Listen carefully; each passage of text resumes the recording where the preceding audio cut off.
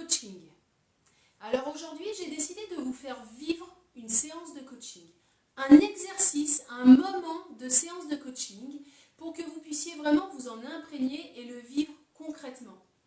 J'ai décidé de vous le faire vivre plutôt que de vous l'expliquer parce que si je mets des mots, si je définis le coaching, ça sera toujours par rapport à ce que je pense, par rapport à ma vision, par rapport à mon vécu. En tout cas, ça fera partie de mon monde. Et vous allez le recevoir avec votre propre compréhension, votre propre vision aussi du coaching. Donc je trouvais ça plus intéressant de vous faire vivre une partie de séance de coaching pour que vous sachiez vraiment ce que c'est et de vous en faire une idée. Bien sûr, ça sera mes accompagnements coaching, ça sera le coaching que moi je vous propose. Il y a pour moi autant de coaching que de coach. Mais en tout cas, je trouvais intéressant de vous faire vivre en tout cas un bout de séance. Donc ça sera un exercice et vous avez besoin de deux choses, un papier et un stylo.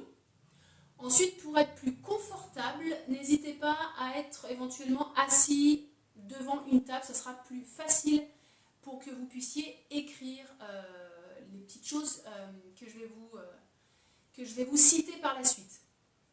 Ce n'est pas un exercice vraiment mental, hein, d'accord, mais c'est qu'à un moment donné, pour ne pas perdre le fil, pour que vous ayez quand même quelque chose qui reste à la fin, je vous fais écrire pour que voilà, ça puisse être plus simple, en tout cas jusqu'à la fin de l'exercice.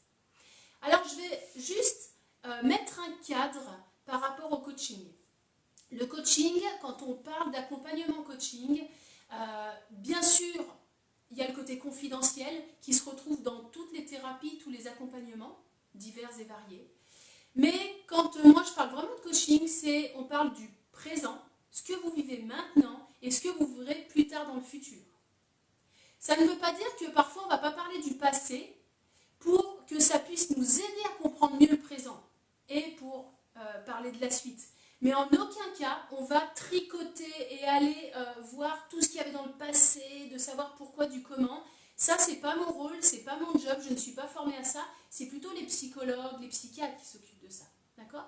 Moi, je vous accompagne dans le présent, dans ce que vous vivez et à quoi vous aspirez. Si c'est plutôt une thématique, un projet ou une problématique que vous vivez maintenant et que vous avez envie que ça se passe mieux par la suite.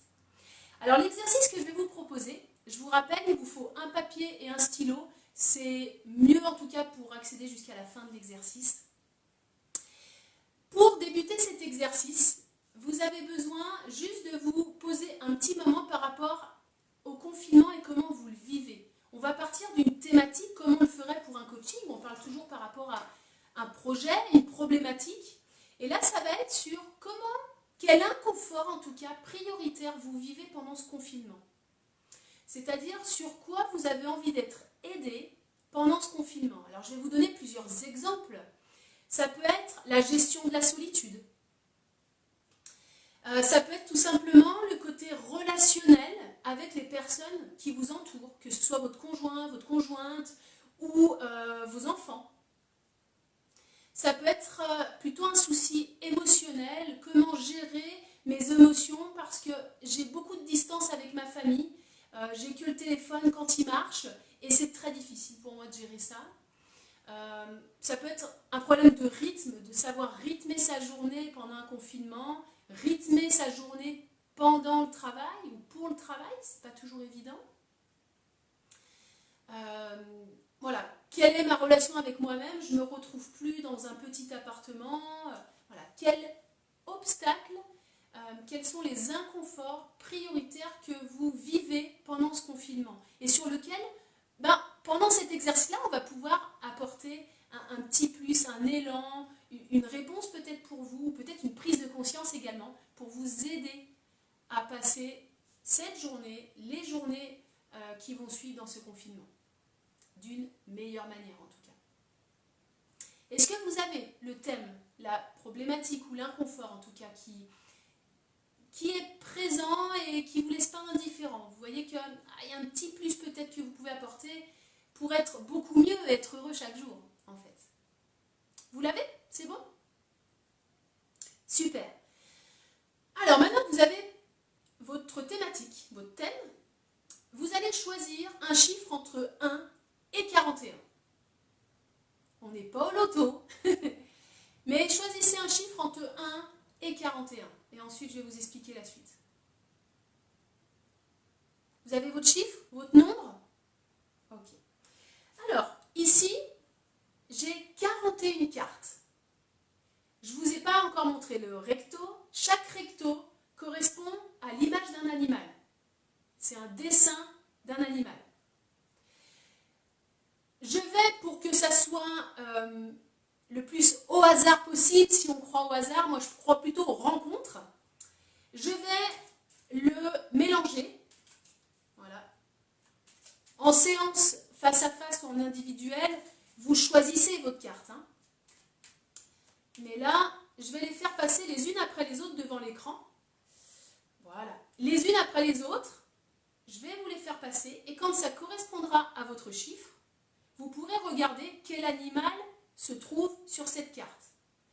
Peu importe l'affection que vous éprouvez pour cet animal, que vous l'aimiez ou que vous ne l'aimiez pas, gardez cet animal. Il peut être vraiment intéressant d'aller en profondeur dans cette carte.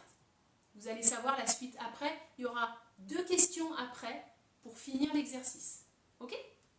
C'est parti, je les passe les unes après les autres. Soit vous décidez de fermer les yeux pendant ce temps-là. Ça vous fait un petit moment de pause, pas de réflexion, hein, juste de respirer dans votre corps. Et vous ouvrez les yeux au moment où je vous montre la carte qui correspond au chiffre hein, auquel vous avez pensé. Soit vous décidez de garder les yeux ouverts pendant que je passe les cartes. Il y en a 41 et je les passe les unes après les autres. C'est parti. 1, 2, 3, 4, 5, 6,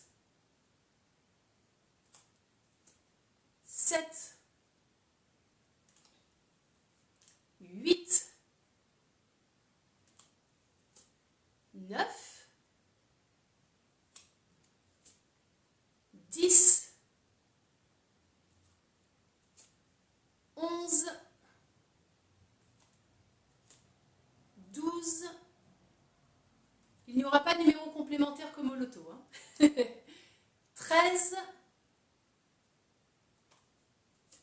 14, 15, 16, 17, 18, 19, 20, 21, 22, 23, 24, 25, 26, 27, 28, 29, 30, 31, 32,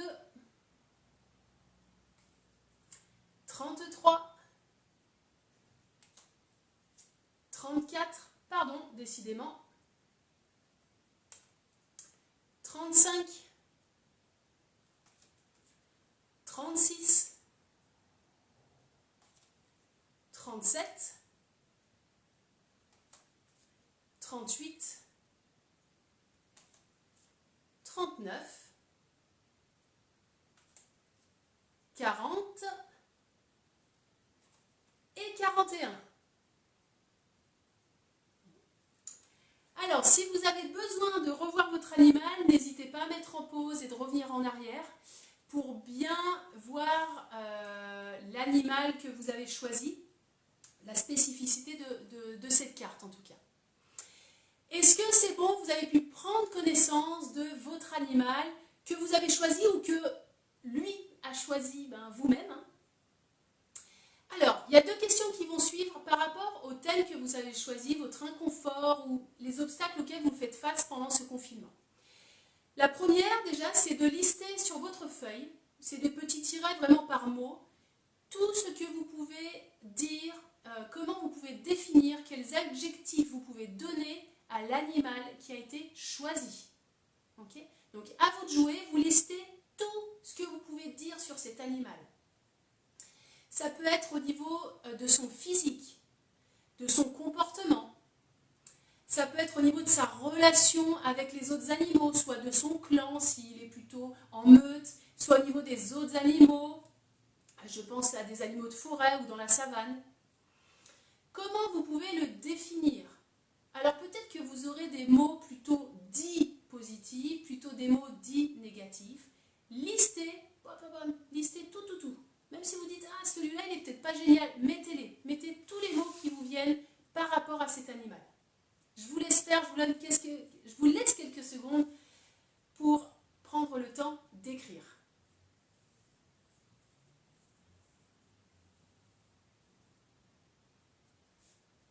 Donc, mettez pas de jugement dans tous les mots que vous allez donner.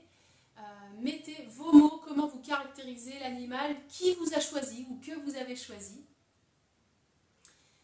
Et même si ça vous paraît des défauts, mettez-les. Même si cet animal, vous n'avez aucune affection pour lui, c'est pas un animal pas sur lequel vous auriez aimé, en tout cas, tomber. En tout cas, c'est celui-là qui est là aujourd'hui pour vous aider dans votre thème. Donc, je pense que voilà, c'est vraiment bon d'aller jusqu'au bout de l'exercice. Ça pourrait être très fructueux, en tout cas.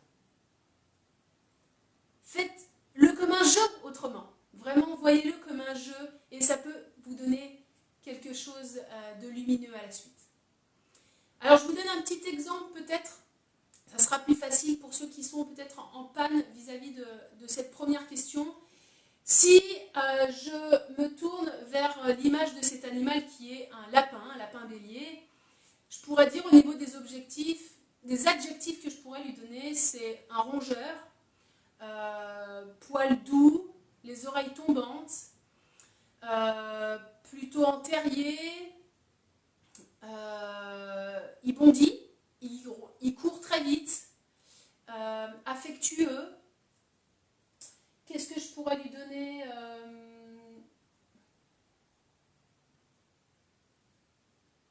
une proie, c'est aussi une proie. Voilà quelques adjectifs en tout cas que j'ai pu donner à cette image du lapin. Que pour certains d'entre vous, sachez que j'affectionne tout particulièrement. Alors maintenant que c'est fait, vous avez listé vos mots. On va passer à la deuxième et dernière étape de cet exercice. En quoi cet animal peut être un allié pour vous dans la situation que vous vivez pendant ce confinement par rapport à cette problématique que vous avez énumérée au départ?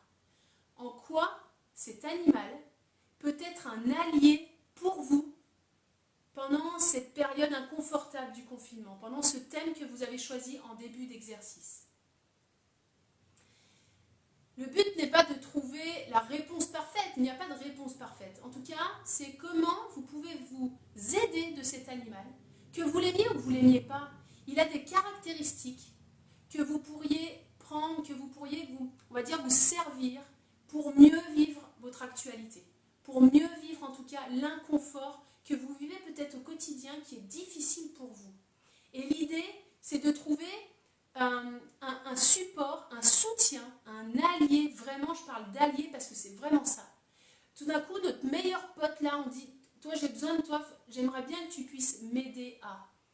Mais on ne va pas prendre cette personne, cet animal, on va juste s'aider de ses caractéristiques. Qu'est-ce que moi, je n'ai pas en ce moment, ou que j'arrive pas à développer, et que cet animal, il a.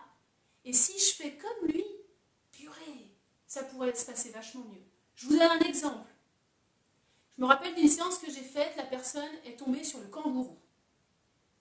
Elle vivait un moment vraiment très difficile, du mal à se mettre en mouvement, du mal à bouger de chez elle, à descendre ne serait-ce que pour marcher, etc.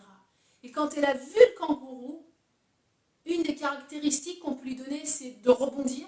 Et quand il bondit, il va toujours de l'avant. Bam, ça lui a fait un déclic. si je prends ça, cette capacité qu'il a de rebondir, si je prends cette capacité-là d'aller de l'avant, ouais, ça va changer ma vie. Et en plus, ce qui était intéressant, c'est que dans la carte, on ne le voyait pas bondir, le kangourou. Ceux qui sont tombés sur le kangourou, si vous l'avez vu, il n'était pas en train de bondir. Il était juste à l'arrêt et il regardait devant, tout simplement. Il regardait en tout cas devant vous. Donc, on peut très bien être à l'arrêt et avoir cette capacité en tout cas de rebondir et d'aller de l'avant. C'était un exemple comme ça parce que c'est un des derniers en date dont je me rappelle. Donc peut-être que les choses vont venir petit à petit dans la journée. Gardez cet animal allié pour vous. Gardez-le, même si vous n'avez pas d'idée là tout de suite. Faites référence à la liste de tous les adjectifs, tous les mots, comment vous l'avez défini. Faites, Faites un petit rappel de tous ces mots-là pour vous aider à trouver en quoi cet animal peut être un allié pour que je puisse mieux vivre cette situation, mieux surmonter cet obstacle en tout cas pendant ce confinement. Voilà. Et bien écoutez, je vous souhaite maintenant le meilleur. Je vous souhaite un super moment avec votre animal. J'espère qu'il pourra vous suivre le plus longtemps possible, en tout cas dans la joie et la bonne humeur. Et je vous dis à très bientôt pour une prochaine vidéo, un prochain exercice, une situation